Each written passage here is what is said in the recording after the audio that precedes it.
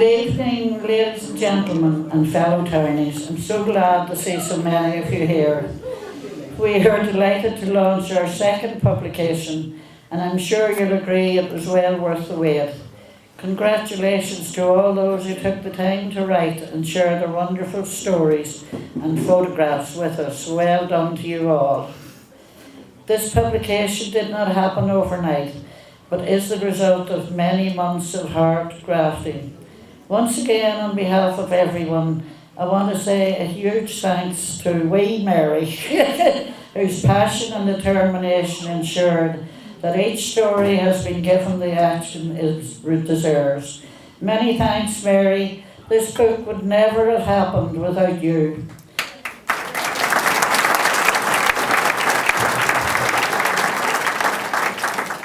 Each page of the book discloses wonderful insights into life as it was in Enniskillen over 50 years ago. There are some 40 stories and almost 300 photographs. To climb aboard one of Morris Cassidy's buses or Hugh Patrick's horse and cart and allow yourself to be transported on a journey through time.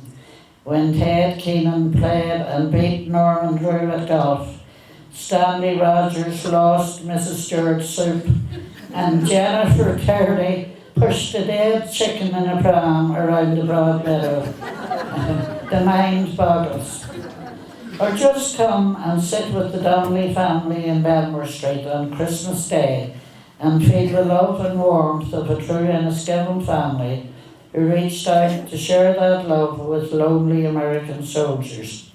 This is just a small glimpse of some of the wonderful stories. This book illustrates a way of life that encompasses fun, humour, hardship, and a strong sense of community and camaraderie between all those who were brought up in this wonderful island town. First of all, can I say what a fantastic turnout. I think it's a measure of the great interest in the book and the great interest in Enniskillen. And congratulations to everybody concerned with the book. Myself and Colin were asked to come along. I think I was asked to come along as a townie. Wee confession to make here. I'm not actually a townie. I was told that years ago because I wasn't born between the bridges. I'm not really a townie. I was, however, born not too far from the town. I was born in Cornagrade, in Riverside actually. So even within the side of the town, I was told I was a cub, but I wasn't really a townie. There you go. But I have to say, I'm very, very proud to say that I was born and brought up in Enniskillen. It's a wonderful town, and it's very hard to sum up or to explain to people what is so good about Enniskillen. Because when visitors come here to say, you know, beautiful town, beautiful island town, and so it is, you know, lovely to look at and all the rest of it. But as far as I'm concerned, what makes Enniskillen such a special place to grow up in is the people. And I think when you read the book and read the stories of the people from years ago, you'll see what a really, really special people they are.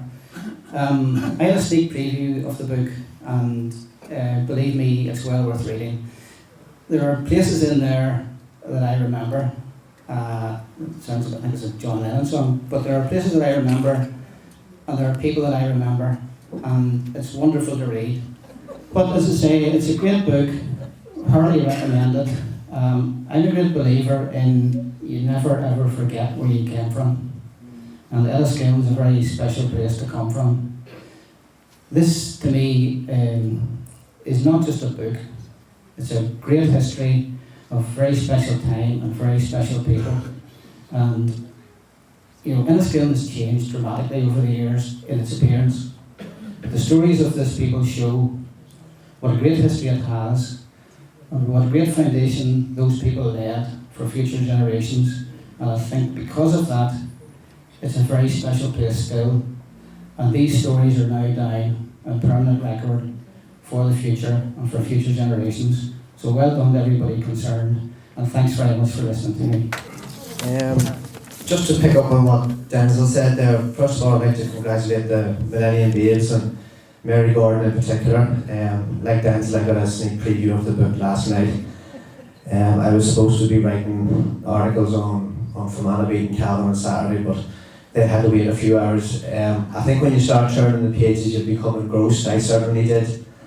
Now I mightn't have as long a memory as Denzel, thank God. Not quite. But, you know, growing up in Enniskillen and being born in Enniskillen, you know, you hear names from the past, and those names certainly are in this book, and they're on every page you turn. And these stories, they're not just stories, because they invoke memories as well.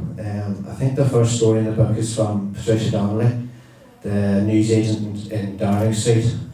Now, I moved to Downing Street when I was 4 in the early 80s, and I can remember Donnelly's news agents, and she said that there was a wee notebook that you kept a record of who bought papers, and it could go on for 2 or 3 weeks. And that just shows you what it was like. I think I tried to get one going for sweets when I was about 5, but it didn't quite work. But you know, it brings back memories, you know. But I'd like to say something else too, just about Enniskillen. You know, people talk about, you know, how great it is to be born in Enniskillen, and it is, and it's a great place to grow up. But it's also a great place to come to and live. Tommy Henderson from Portadown, I don't know the man, but a fellow by the name of John McHugh wrote about him, and he was a great character in the town apparently. But Enniskillen is also a town for the blow-in, you know. Like, I remember arguments between different people about whether you were a townie or not, born between the bridges and all this, and it was fierce confusing for a young fella to figure out what these bridges actually were. You know, as you're flicking through the book, you'll find stories about Prince, the obese dog who liked Turkish delight, about Columba Fitzpatrick who said the first up in his house was the best dressed. And there's great wee stories there, great wee tidbits that you're going to get, and you'll have a great few evenings reading ahead of you, and you've something to cherish forever. Thank you very much.